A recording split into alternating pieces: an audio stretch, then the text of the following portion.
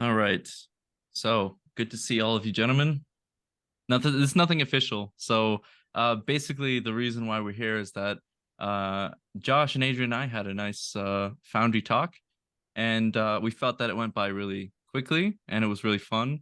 So we're doing another one and we're gonna talk about more things. And we brought along our good friend G, who is a really good compositor, and he's currently living in Japan. He's not from Japan, but he's living there now. And G knows me from university, and Josh, I think, from DNEG. Yeah. And we're just meeting. This is Adrian Pueyo, and Adrian, this is G. I was literally waiting to start this to say hi. Nice to meet you, G.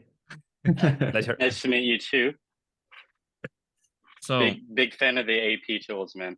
Oof, yes. Yes, I think everybody is. I think that's you've branded. Tell us, Adrian, you told me the story once. Did you ever tell anybody publicly what AP stands for? Wait, it's pretty obvious, right? It's his initials. Oh no, it wouldn't be worth telling it, I guess.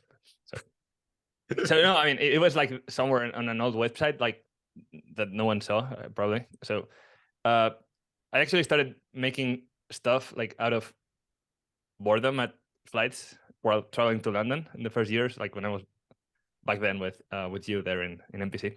So it was like airplane tools. It's like AP from airplane tools that I was making in the airplane. And so you basically had no internet. You just had like a Nuke on your laptop, and you were just exactly fiddling around. Oh my god! Some people like binge watching TV shows, and you're there on the flight making Nuke tools. Is this right, Adrian?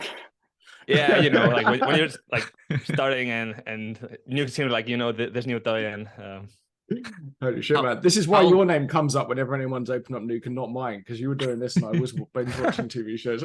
How long was the flight, Adrian? Like you're going for what, from Madrid or to London? So, was it like an hour? Yeah, like 2.5 hours or 3 hours, something like that. Okay, which made it like a mission, you know, to complete something in that time frame. Because so in the time it takes Josh to watch Lord of the Rings, you built an entirely revolutionary tool for Nuke. You would not want to see the first ones. Oh, you had like first iterations and then you polish them up, man.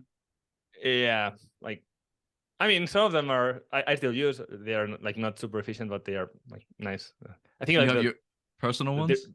Yeah, there was a few of them that I still use sometimes, but generally they were. This is interesting. This is like the director's cut. This is like the behind the scenes. I want to know what Adrian uses on a daily basis in his tool set so that doesn't release to the public. He's just got an auto comp node nowadays, man. That's what he is. He just kept it to himself. Just one button click and then goes to bed again. No, there's a huge library I discovered. ID. No, this new thing I discovered is called Nuke Survival Toolkit. Dude, that's the best. That's where you can get all the AP tools. We're just selling out each other's stuff. Is that what this is now?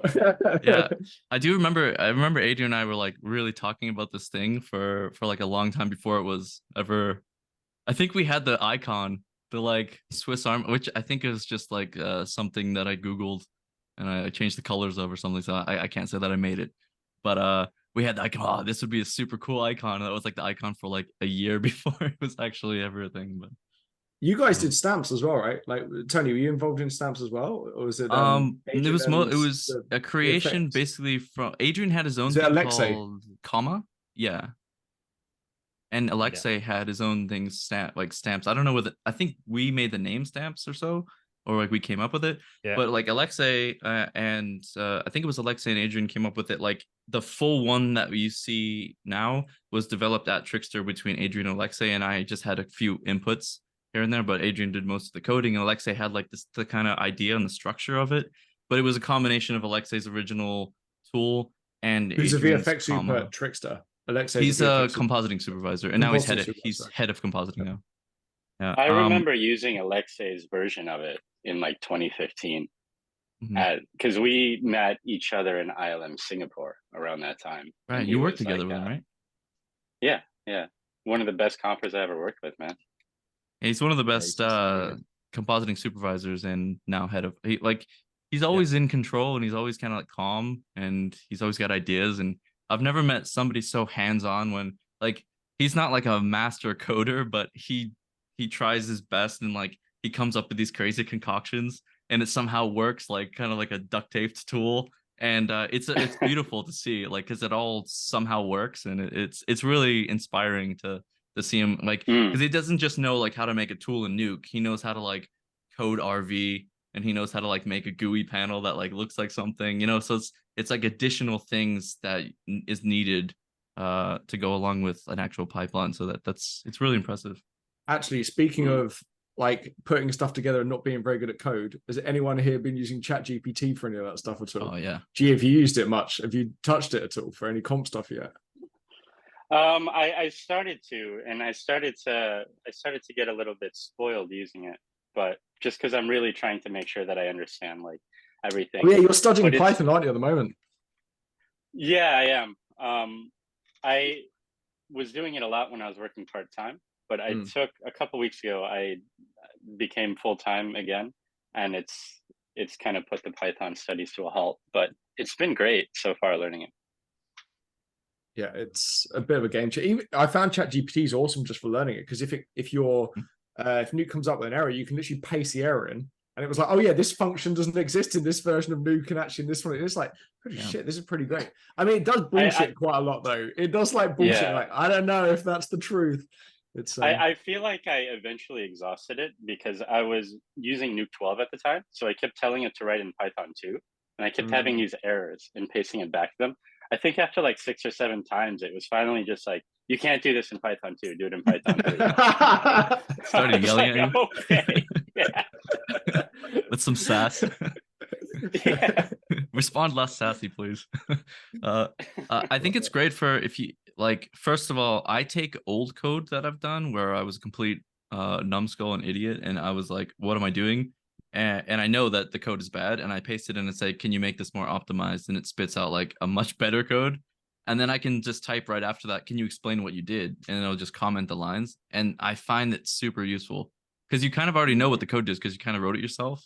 And then you're like, oh, but there's a better way to do it. And so it's helping you bridge some of those gaps, or explaining like fuck, trying to figure out someone else's code, just like paste it in, like, can you explain this? And then it's gonna give you comments. Oh, okay, I get what it's doing. So you can kind of like cheat code it. Like I don't feel like finding all the variables and trying to figure out, especially if the variable name is like VR or like, you know, A or something. You're like, what is this? And so you can actually have it explain it for you, which is pretty cool. I think one lesson in that though is not calling your variables something like A.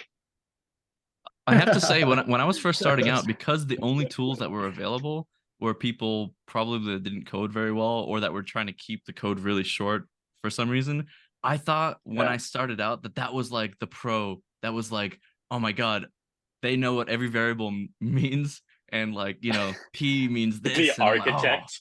Like, oh. Yeah, I thought like, oh, they're keeping it to like 2 letters, and I thought that was like the sign of a really, really good coder. And not that I know what I'm doing, but I know that if I go look at my old stuff, I'm like, why did I do that? Why didn't I just name it something something obvious? Basically, like how we all imagine Adrian. It's like an architect that just knows every variable. Like, exactly. So I want to ask a question, because I do feel like we're at different levels. Like Adrian's obviously the god of Python code and Nuke, or so he's got a new course. He's the voice. He's the and like G's learning. I'm somewhere in the middle. Josh, I think you're in the middle too. You're somewhere between. I can don't know hack anything. together. I can hack together like other people's stuff to make what I want. So I'm a lot of copy and pasting and making stuff work together. So this is what inspired me to just take a non-Nuke related course, because after just years and years of hacking stuff together, I realized that I couldn't, like, writing a game or something would just be completely, I'd have to know like all the Nuke API and all the Nuke commands and stuff. So I realized I didn't actually know the language. I just know the things in Nuke that would, you know, all the functions. Well, how can I ask from all of you guys, like, how do you judge where you sit, like how much you think you know versus how much you should know? Like I know that I'm not able to write an independent Python program that makes a GUI and is totally like in like an asset manager or something like that. Like I'm not at that level. when it comes to Nuke, I can do a lot of things. When it comes to things that I need to do within a tool, I can also do a lot of things. So like I know like in Nuke, I have a pretty good command of stuff. But then it quickly falls out, like it's like a cliff drop after that. So like I know Adrian, you actually do programming stuff. So obviously your level's much higher. But like how do you feel like compared to somebody in pipeline, something where they, you know, went to school for years and years and years? Yeah. I feel probably where you feel. That's literally where I think so. Dude, it's You're like being modest. no. I was like making the Python course, and I was like all the time like completely aware of how little I know about every single thing. It's like I thought I knew something, right? What have I done? Like some tools, and those tools I like learned what I needed to make those tools actually. So I'm like an artist. I'm not like a developer. So I guess my decision to teach this is not that I know a lot. It's just that I guess I know enough for an artist to, you know, still be an artist. But dude, I'm like completely at the very bottom. And the good thing, I guess, is that I'm aware that I'm at the very bottom, right? Because it's like, and every single thing that there is in coding and everything, I'm just aware that I know nothing of it. It's How did you start learning? Myself, It was on a plane trip from I needed the internet for that. No, I did a lot of my learning came from actually trying to dissect tools in Nuke and out of need for it. So I came from the practical part. Like I never came from a, you know, I like coding thing. No, I was just like, I assumed that you were like some developer that decided to be a compositor. No. So I have like kind of a technical profile, but that's just because of how I am, I guess. But I just learned VFX, and what I liked is, you know, videos and images and stuff. So I'm just like an artist doing. Did you ever take a course, Adrian? Did you ever get like a Coursera course or Udemy or something like that? Like how did you set your foundations? So watching videos. There's some free resources in Python that like there's so much, right? So it's sometimes hard to know where to start, but I guess there's some like very basic things like how to form a phrase, right? Like verbs and you know, adjectives and stuff. So I just started with the W3 Schools website, the python.org. So all the like first thing that appears when you Google Python, you know, like those things. And that plus, you know, some super primitive, I made a node that when you click, it makes another node, you know, like really simple things like that. And that plus, I guess, like, yeah, looking at tools and so that's basically how I learned, I guess, everything related to compositing.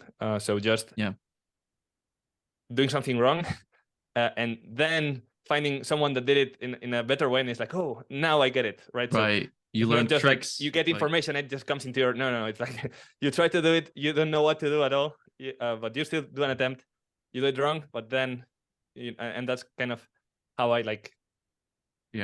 Started learning, and then I went into PySide, which is like another thing there in Python, and then I was like, okay, what can I make with PySide? Like you know, a text panel, and I made a text panel, and it's like, oh, I could use this text panel to write in a node, and it was like super basic, but then I found that there was no one that had done that for Nuke, so I was like, okay, and I made like a super basic tool, and that's the knob scripter. It's like just a text panel that you can write in a knob.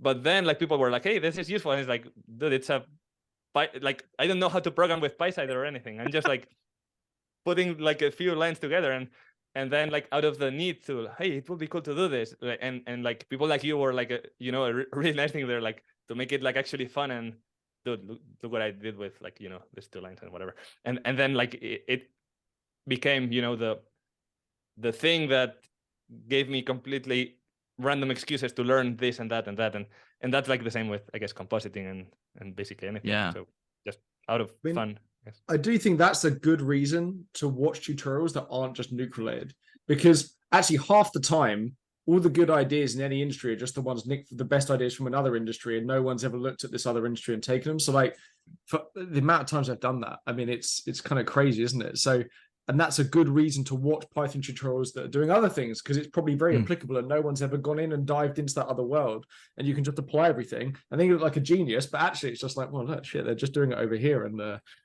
but yeah, it's super cool, man. One of the things on your article, Adrian, is that Dunning-Kruger graph, where you're like, you start out, you think you know a bunch of shit, and then you realize quite quickly that you don't know anything, and then you slowly start to work back up the ramp.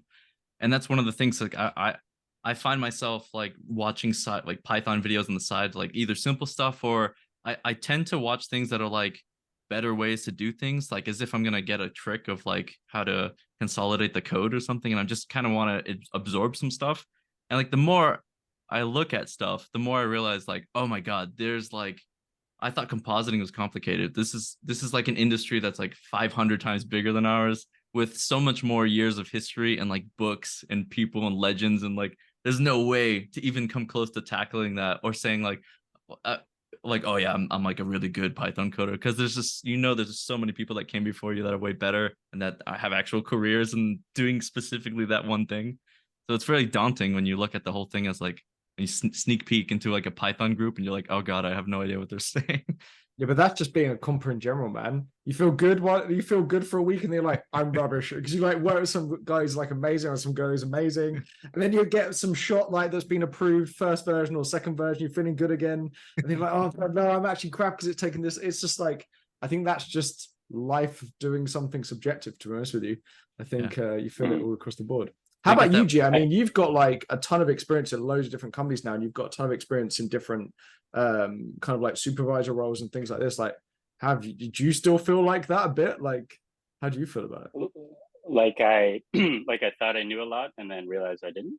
Well, yeah, because I think I remember meeting you at DNEG, and you were like a pretty seasoned veteran, and you by now in your career, I mean, probably with all us, like we've seen most of kind of what we're going to be doing in terms of a shot. Not like, and things might change with ChatGPT and like Unreal and machine learning, like image creation, but I kind of had to tackle most stuff now, and we all probably do. So do you still feel a bit like that, or like where you're like feeling great, I'm a really good comper, and then you're feeling a bit like self-conscious, or yeah, how do you feel about it all? It's a great question. I think the thing about VFX, right, is every film presents like a new challenge. So that very fact has just kind of kept me humble, because I do keep getting stumped every now and then. And being off the box for the last 5 years, and then suddenly returning to the box within the last 2 months, has been pretty humbling, because there's a lot of things that, like, like a language, like if you don't use it all the time, you forget. So I realize like how much I've actually forgotten in relearning stuff. But I guess maybe before I started souping, that point, when I was just comping all the time, I still never really felt like I knew quote unquote everything. Just everything presented a new challenge. Yeah. So, yeah, I think you never really feel like you know everything, right? But it's more just kind of a case of, it's just it's kind of a key. I feel like the challenge most of the time now is just the look of the shot, to be honest with you, and like, how do I make this look cool, and how do I get the balance right? It's the general of, it's less about button clicking at that point, right? And maybe the struggle is, how do I make this thing look really good, or how do I get the bounce right, or how do I make the CG not look so shit, or whatever it is, right? It's like that's kind of the challenge that you face, I guess. And I think that's a skill that I guess gets picked up as a soup, is reading that from people. If like usually from people's like version 1, 2, or 3 of their comp, you can kind of tell if they have like the right bearings to make a shot look good. If they know like what is aesthetically pleasing compositionally, and then all the realistic stuff just kind of comes later. Yeah.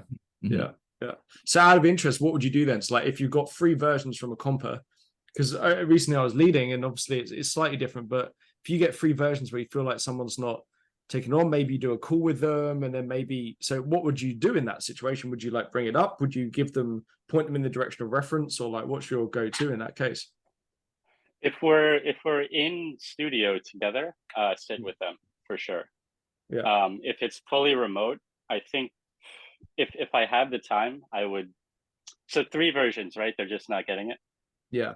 Well, yeah, like you said, Mhm. kind of like they're kind of just going around in circles a little bit. It's getting too blue. Then you ask them to make it warmer, and now it's too orange, and it's just kind of not quite hitting the mark, right? I think at that point I would maybe open up a Nuke script and just not publish anything, just maybe send them a screenshot and just be Mm, like, hey, I think this is kind of going in the right direction, and then send them a Nuke script. yeah. Something as, fluffy as possible. Because what I'm finding these days is because I'm finding that the turnaround's way quicker, right, in the industry these days. So less and less. I mean, it still happens a bit. It still happens when they can, but you're getting less kind of like one hero shot gets worked up and gets approved, and everyone matches that. Now it's kind of like you work up a whole sequence at the same time. Yeah. Whereas before it was like, yeah, exactly. Whereas before it was like, right, everyone just match that. Everyone jumps into the Nuke script, copies everything. And but now it's kind of everyone's working this stuff up together, so it's harder if someone is struggling a bit with a look. It is quite hard to know where to point them nowadays.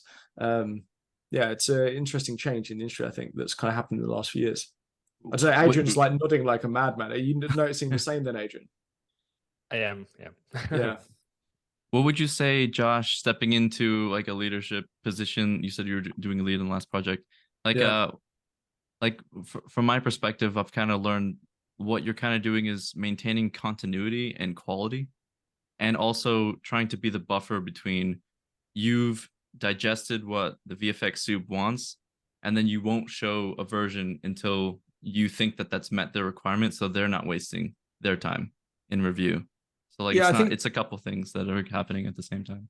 I mean, I've like led before other companies, but that was before COVID.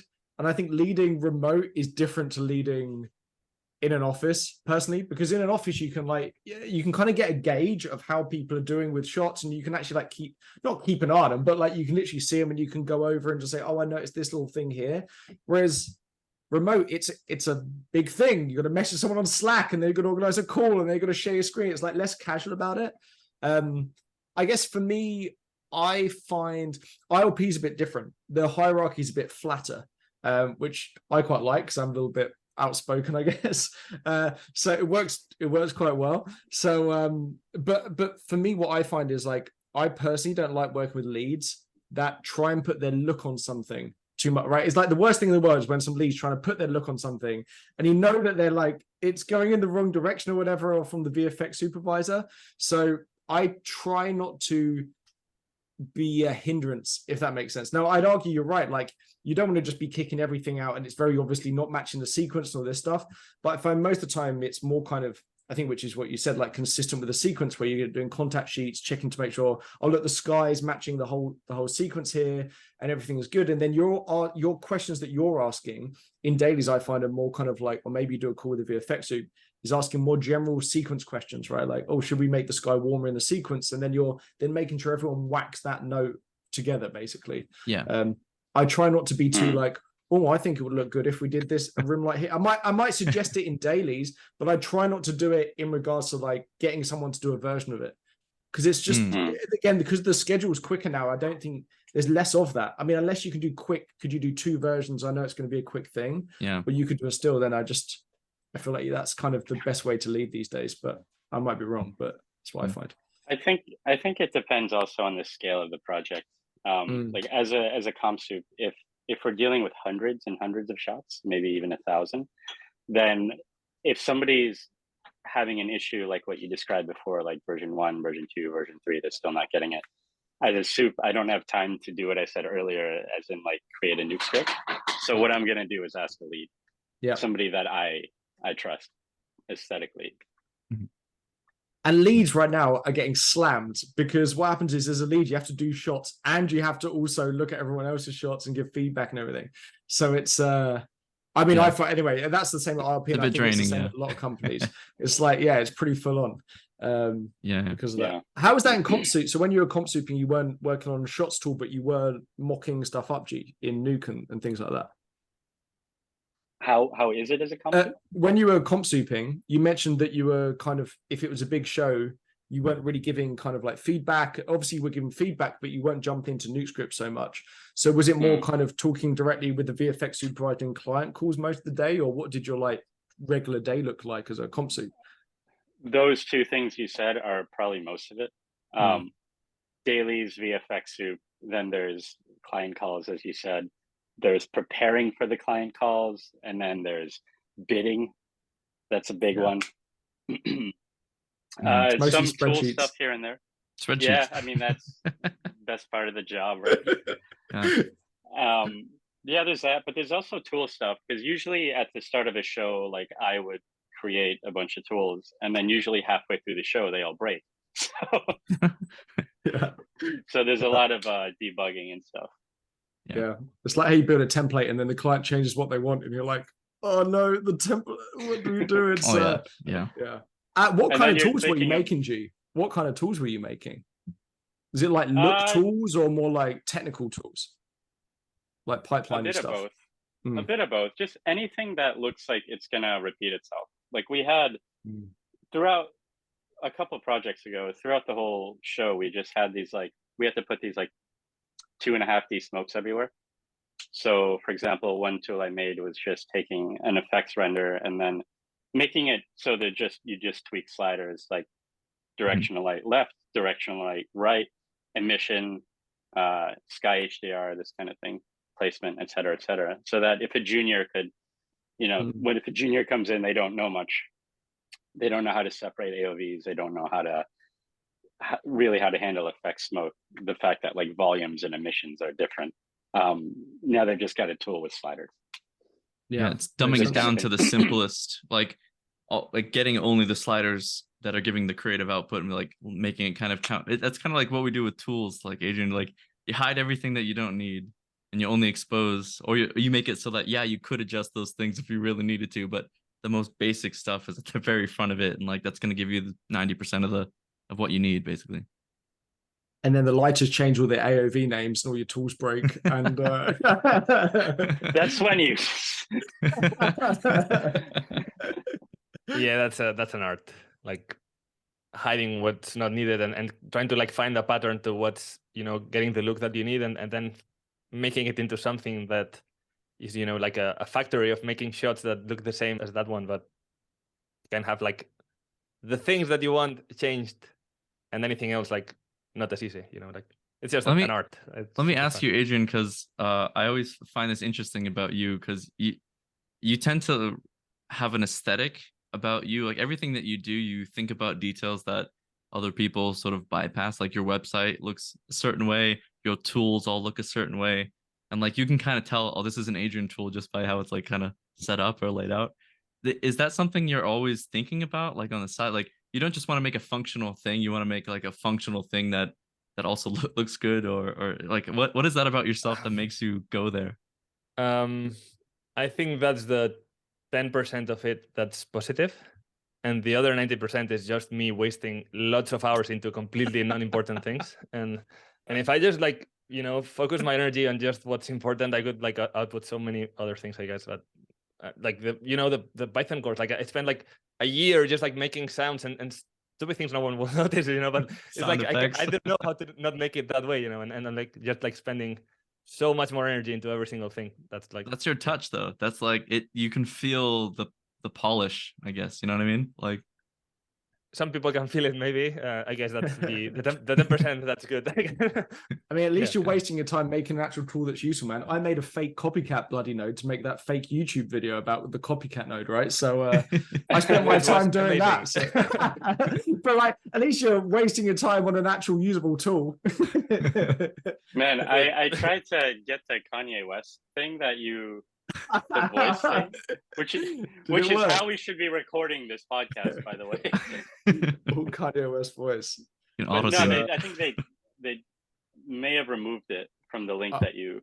Oh crap! Originally. Yeah, because it was the Kanye West voice model, and then ChatGPT to write the rap. I mean, so G, were you going to give all your notes in Kanye West voice? Was that your plan then? I mean, that was the goal, and I feel like that's been something I've aspired to since I started working in this field.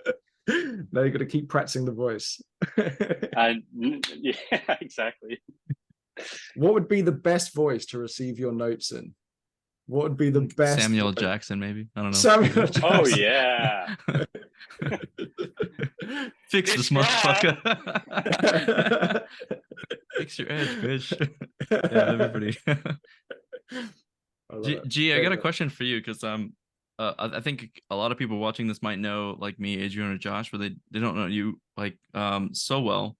But from what I remember of you, you were like the guy that they gave the most complicated shot on the show, and they were like, just give it to G, and he's like a black box, and 2 weeks later it'll come out and he'll save it. It'll look great. We don't ask him how he does it. It just comes out and it looks amazing. And I think that shows like it like not that you were like not a team player or anything like that. It's just like give him the thing and we know that it's gonna get back. And I remember back in those days, that was like back in 2015. Back then, I would ask you like, hey, do you ever want to be a soup? And you were like, no way, never. And then like 2 years later, you were a comp supervisor in India, and then you moved on to be a comp supervisor in Japan. So like a comp supervisor, not even in your own like cultural setting, which is probably its own its own challenge. But now you've gone back to artist, so you kind of done like a whole journey there and back again, Hobbit style. So like, what made you want to soup in the first place, and then what made you want to put it down now? To be honest, I never wanted to soup. even after doing it, I share the same sentiment.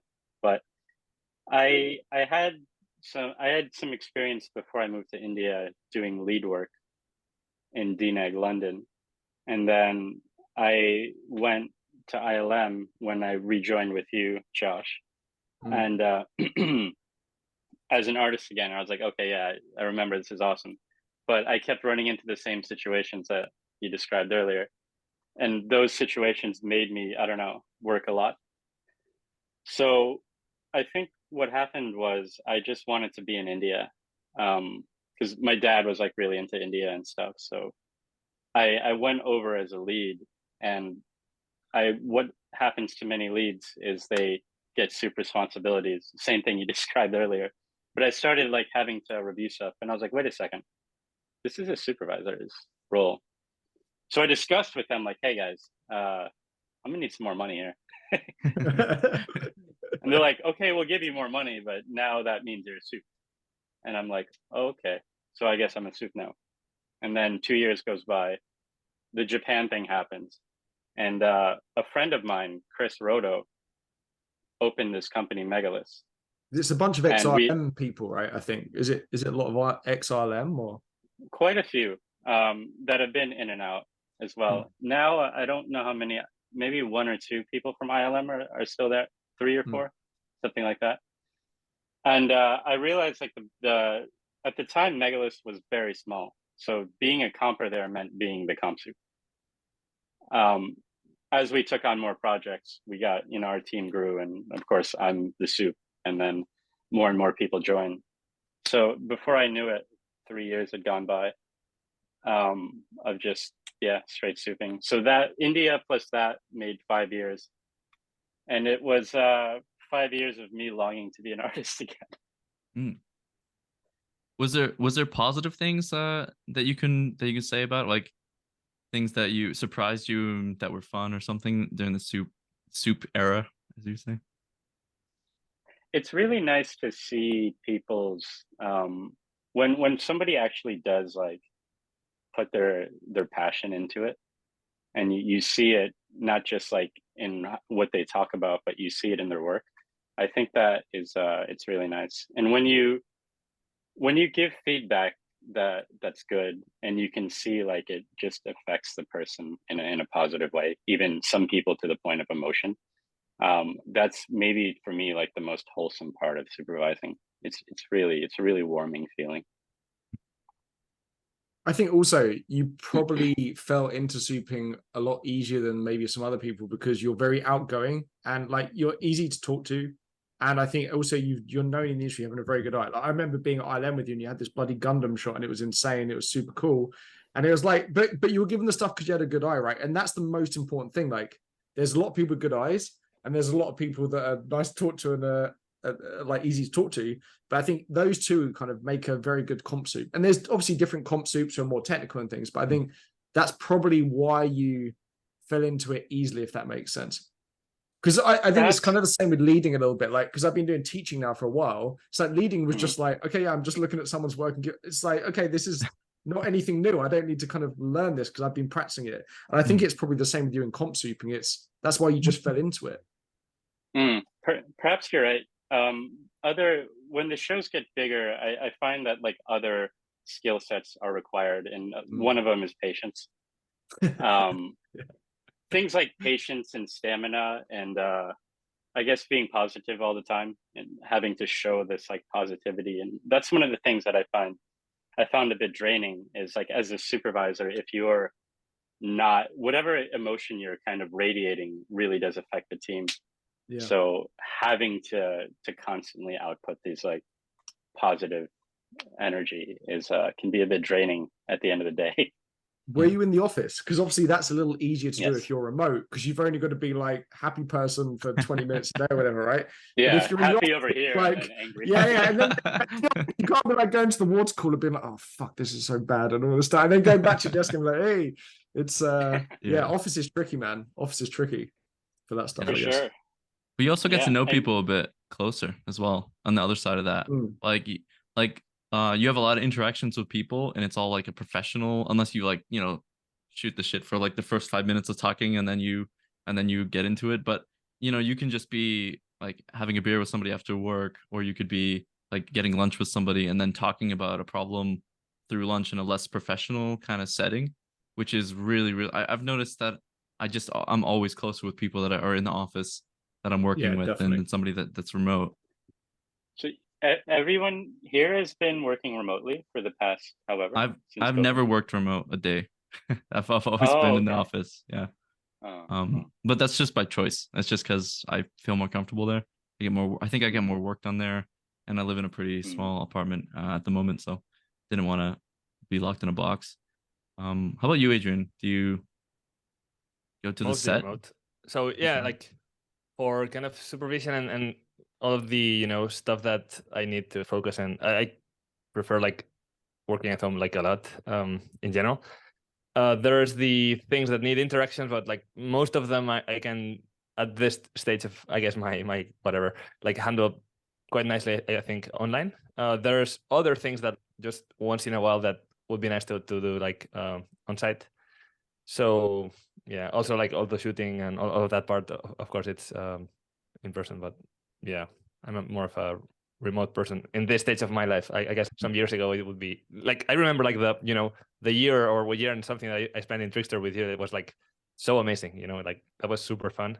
Yeah, we learned, well, I personally learned a lot from you, and G was talking about like positivity.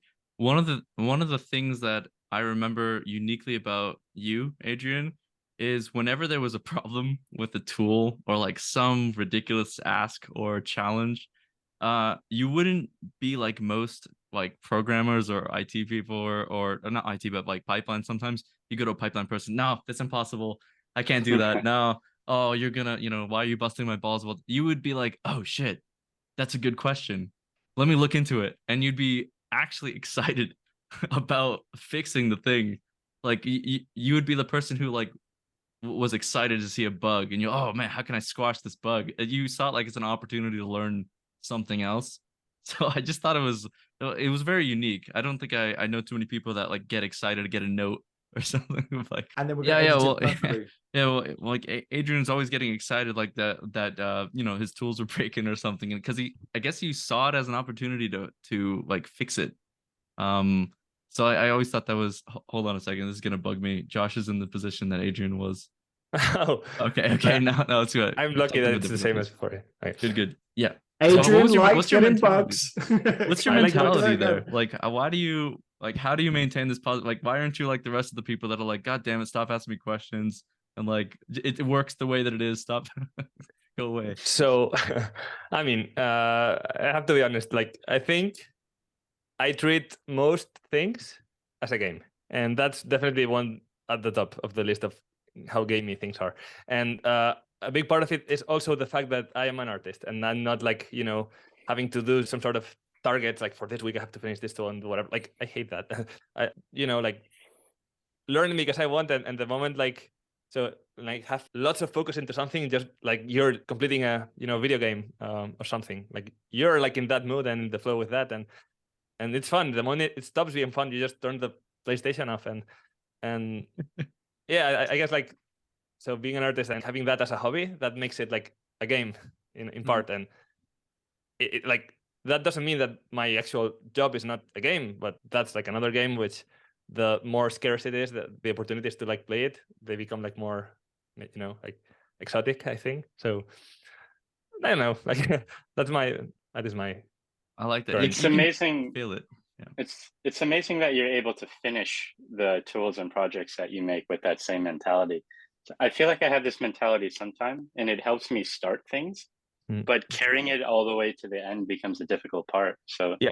I think I have the at least I have the inner thought about that many times, and not because it's a good thing, especially. But so the thing is, I think one thing is the game, and one thing is the obsessive part.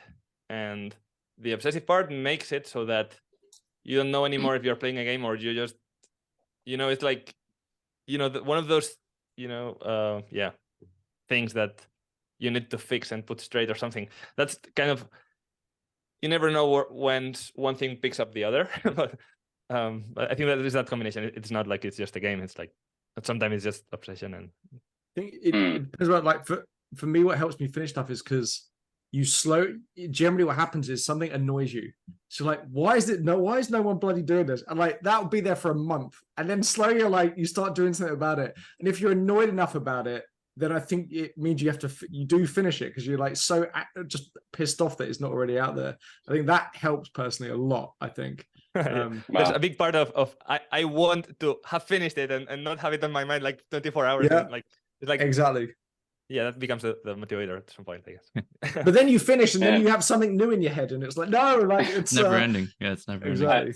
It's so constructive for me to hear, like, from you guys to hear you guys say that, just because I mean, the three of you have all consecutively put out content and tools and, you know, media that a lot of the industry uses, which is, I guess, you know, why you guys are famous.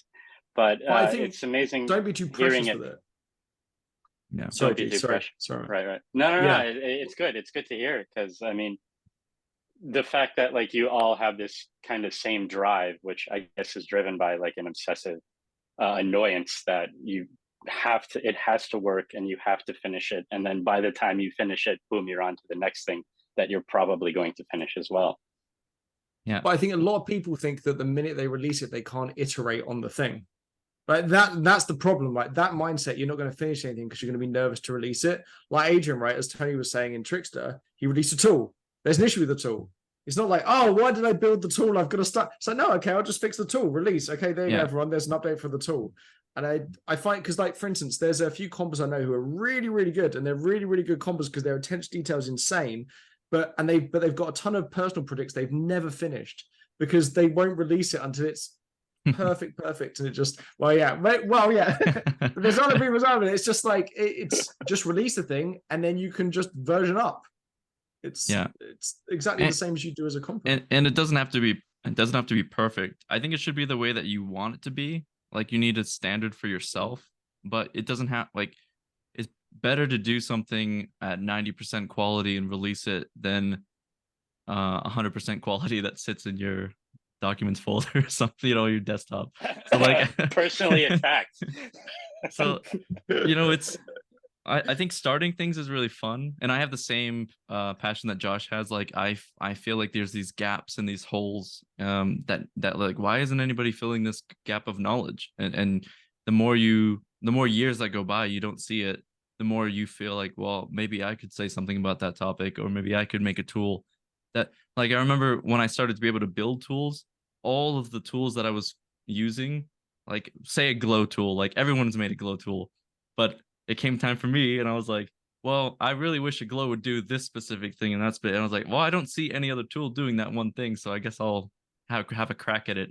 One of the things that I was always annoyed by was probably 80% of the glow tools that I've seen, when you change the format, it doesn't update. Like blur size is 20, so if you go to 4K, suddenly your glow looks different, when really it should be a percentage, so that no matter what size it is, it you know, looks the same. And I think Adrian's tool does that, but then like another one won't do that. And So that was one of them. Not being able to adjust the fall off is another thing that I like. Oh, once you learn about like, oh, you can smooth 0, smooth 1. I wish I could do that with a fall off. I was like, well, you can kind of write that in. And then another thing is like bounding box. This is my personal thing, like bounding boxes that are out of control. Like I'm a bounding box, I'm absolutely just staring Bro, like, that oh, your bounding box that is goes huge. back to Luma. Yeah, when remember yeah, G and bounding box?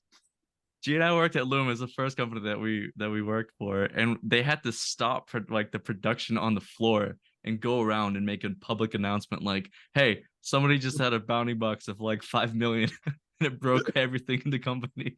Can you stop?" They had the pipeline TD make like a viewer overlay.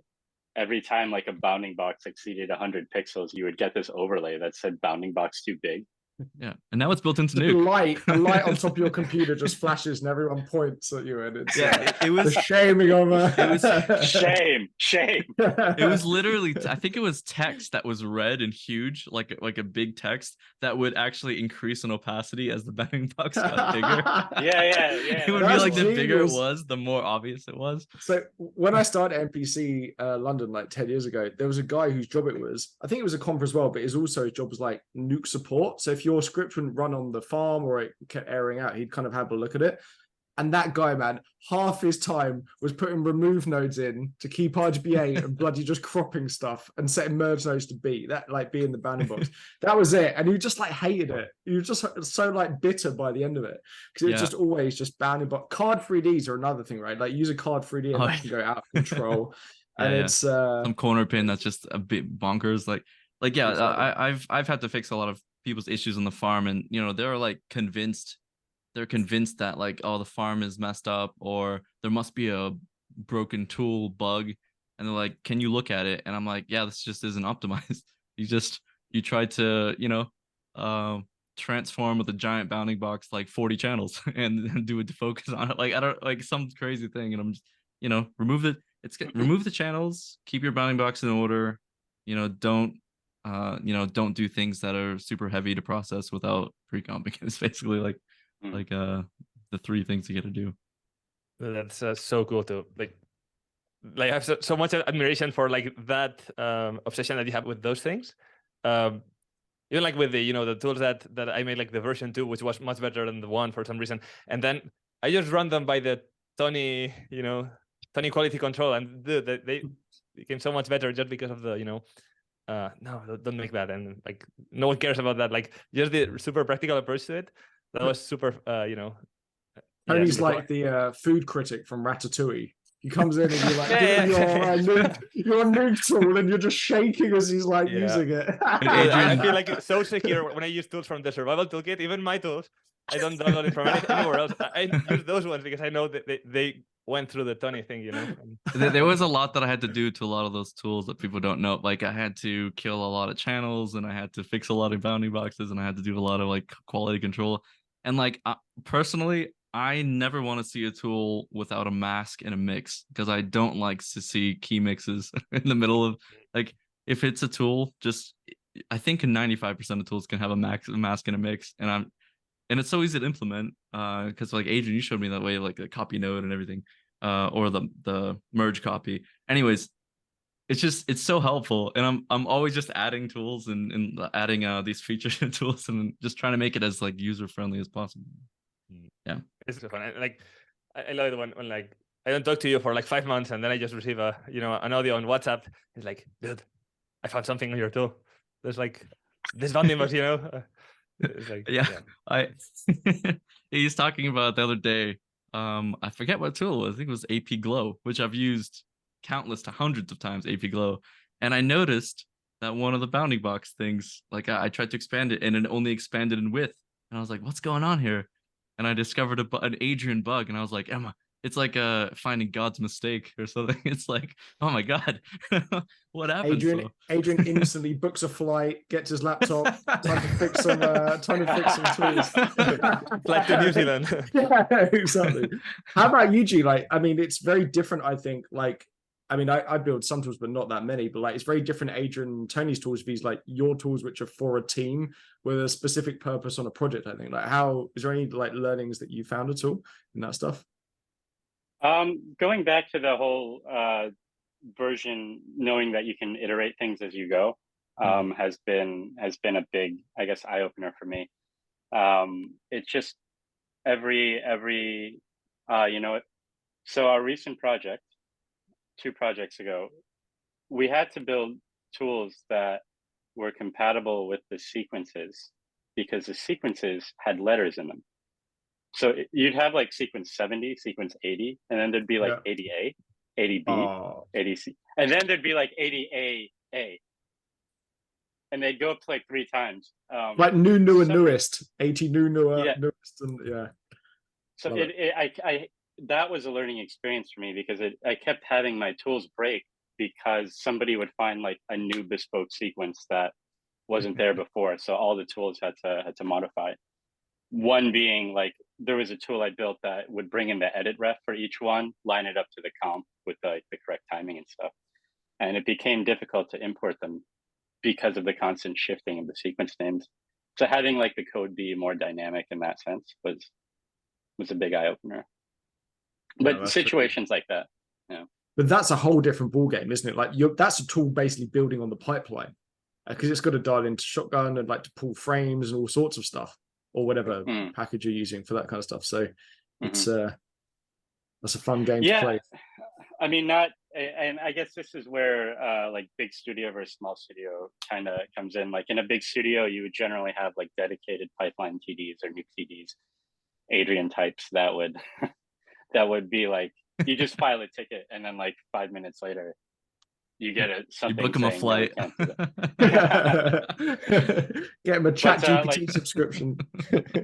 I think the artist.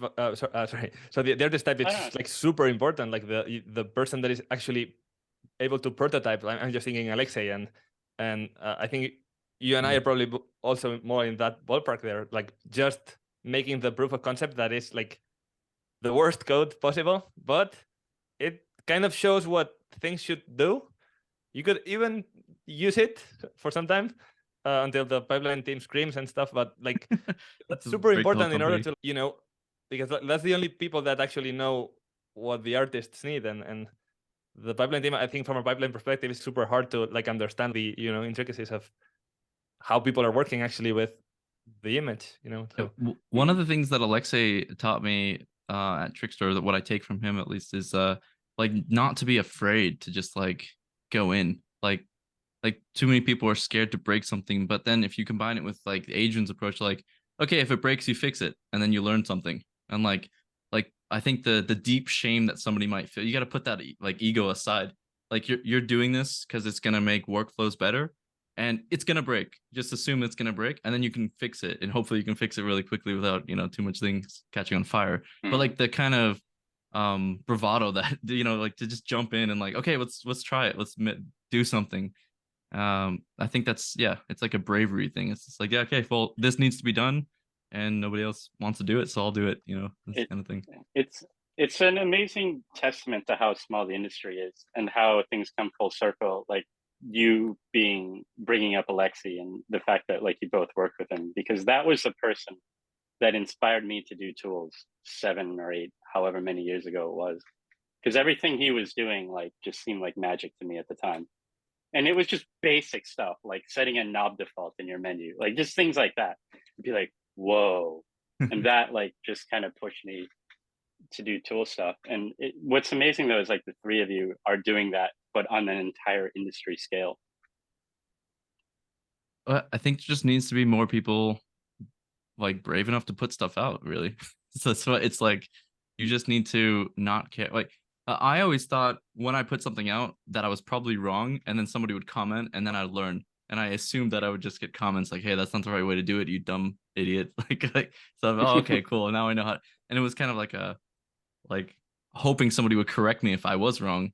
I think it's easier though if you've got someone in mind that you're making it for. So like when I started when I was like maybe a year or 2 in the industry, I did the newsletter thing because I kind of made that for myself as if I was still at university. Like when I was 3rd year of university, that's what I made it for.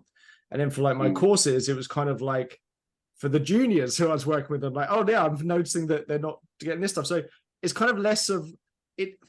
it's less of kind of like, you don't care as much about what people think. Obviously you want people to like it, but it's like, actually, yeah, I would think this person who I'm making it for would find it useful. Okay, done. Like, okay, I'm going to put it online. I think that's always my test to it, because yeah, there's always going to be slightly different ways of doing things, and companies are going to do like the additive approach or subtractive approach with their V grading or something. And if you're finding that people are arguing about that kind of stuff in the comments, then maybe the tutorial isn't for them, if that makes sense. Like, so I always find that if you've got someone in mind that you're making that particular thing for, it's way easier to know if you've like fulfilled your brief. Whereas if it's just like, I'm going to make a course or I'm going to build a tool that does this, it's a lot harder, which is probably why, for instance, you need to be on a project to build a tool, because you're like, oh fuck, this doesn't work. Okay, I'm going to build a tool for it. And then just so happens that it's useful. You're not sat down going, wow, I need to come up with a good idea because I'm going to build a tool today. It's like, no, like this is a real thing and I'm building it for a purpose. So I think that makes it easier to release stuff. Because you know whether you've hit the brief or not. That's a great point.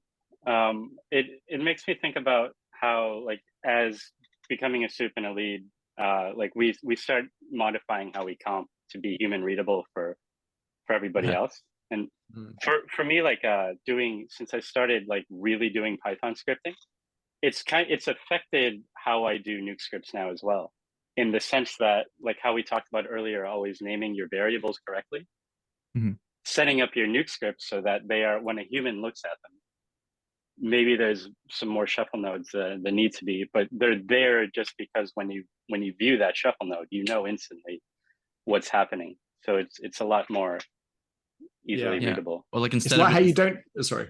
Oh, like instead of inverting a mask in the node, putting an invert node in That's the what I was going to script. say. Don't use invert. Don't use invert in the Luma key. Use an invert node. And literally, if you've been comping long enough, you can just see the colors of the nodes and know what's happening. If you see the light green, which is the Luma key, and the blue, which is the invert, you know that they've selected the highlights and then they're inverting, which means they're selecting the shadows. And if you see the little orange one, it means they blurred that mask now. It's like, it's you don't want to kind of, it's the same with mix. Like you don't want to use mix on the merge nodes, right? Like maybe you adjust the alpha, and if you put multiply the alpha by 0.5, it's the same as setting the mix to 0.5. All of this kind of stuff, it's just like, show your workings out, basically, is super important. And I guess another thing as well, going back to stamps, like maybe if you've got a more junior team, you maybe even wouldn't want to use stamps, because it could be easy to make things a bit messy and people not know what's kind of happening. So I think it's, as you slowly go through your life in comp, you start thinking about these things that you never really thought about. Before it was like, I just need to do a key on a green screen. And now it's like, right, in this situation, this would be the correct way. So all the nuances of the thing, right? That you start thinking about. There was to go off G's point, there was a direct correlation with some Python stuff. There's a term in Python called refactoring, or coding, I guess it's called refactoring.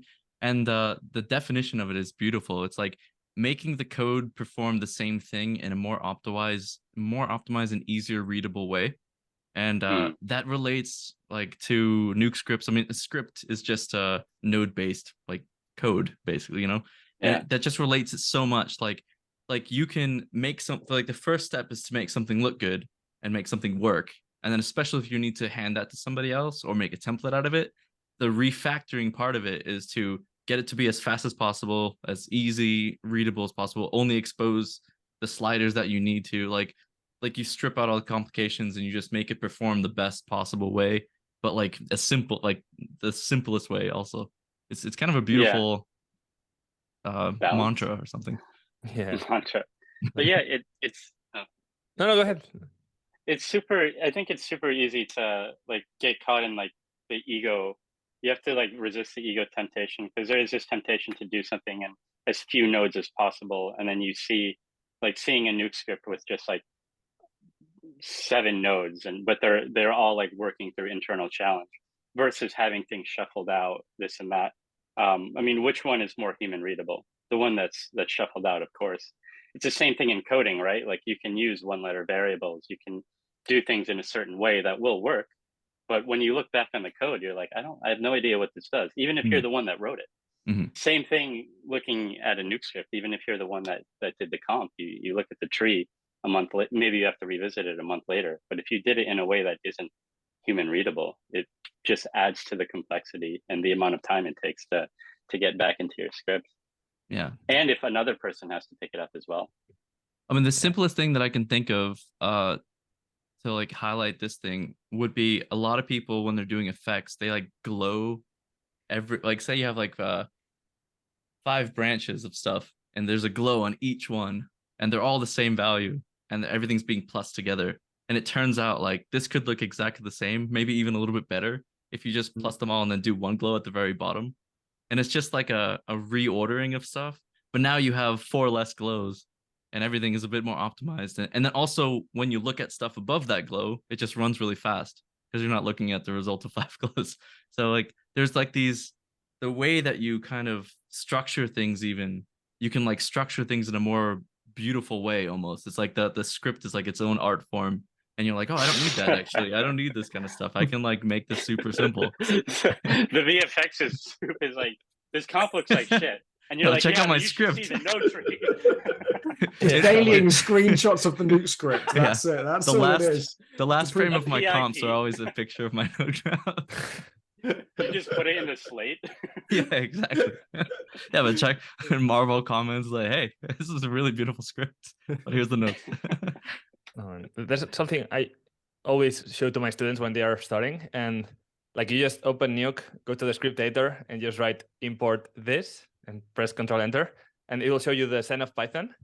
And I teach it just like the Zen of compositing, and it like resonates so much with all that we've been talking about. Like, you know, explicit is better than implicit, readability counts, you know, flat is better than nested many times. All like flows in right in the same direction, and I've been like applying it to so many areas of everything I do, kind of sort of a Bible, you know. And yeah, that comes in hand maybe with the, you know, there's this thing that code is read many more times than written. So you just like write it once and it will be read many times. I think the same happens with a Nuke script. So it's like, you know, you have to write it keeping in mind that it will be read many more times than it is written, even by yourself in the future. That's like, you know, not yourself right now. So it's Definitely. like so interrelated, I think. Well, and also you're going to hit the render button more than once, right? So if you do something that's not efficient, it's going to hit you every single time you try and do a version now, and it's every single iteration of that thing. Exactly. This is great. I want to do more of these, honestly, and I think it's great. I think we should wrap it up a little bit, to keep it digestible. But yeah, thanks for having the idea to do this again, and G, thanks for joining us this time. I'm really happy that you're here and talking with us and everything from Japan. 6 in the morning for 6 in the morning, champ. 7 thanks, now, maybe. thanks for the 7:30. Thanks for inviting me. It's been great, really. Yeah, for sure. Love it, man. This is It's really good to hear you back into comp. I love it. Yes, I'm happy for you. And I'm looking forward to Appreciate those tutorials and tools that you're gonna start coming out with. Actually, Alright, okay. everyone go look at G, because you like released a show recently that was fucking insane. Yeah. And it had all like the Star Trek stuff. I remember when you were on Star Trek, the Enterprise crashing and all the Ready Player One stuff. So like, is it just, if they just search your name and just put like Sherwood at the end, do you think it would come up on Google? I think so, yeah. Gautama, Murcho, showreel. Perfect. This Man. is fucking good. Are you still open to work Thank you. after this? How long is your current project? I'm booked until February next year. Nice. And then gates are open. Gates are open. Nice. That's awesome. Yeah. All right, guys. Yeah, cool. Thanks for doing this again, and I hope we do some more of them, because if I feel like we can talk about endless stuff. Honestly, it's like get a list of stuff, we go through one thing and then start wandering. So it's pretty good. Yeah, All right. now that it's all like online, it's so hard to sometimes like gather with colleagues and like share kind of cool stuff. It really feels like the type of like going out in London at a pub with a beer or something and just like chit chatting at like a booth or something. Like, it really feels really nice. I missed that. That's the bit I missed. Yeah. All right, cool. Ending this now. So thanks anybody who's watching this, and yeah, see you next time. See ya.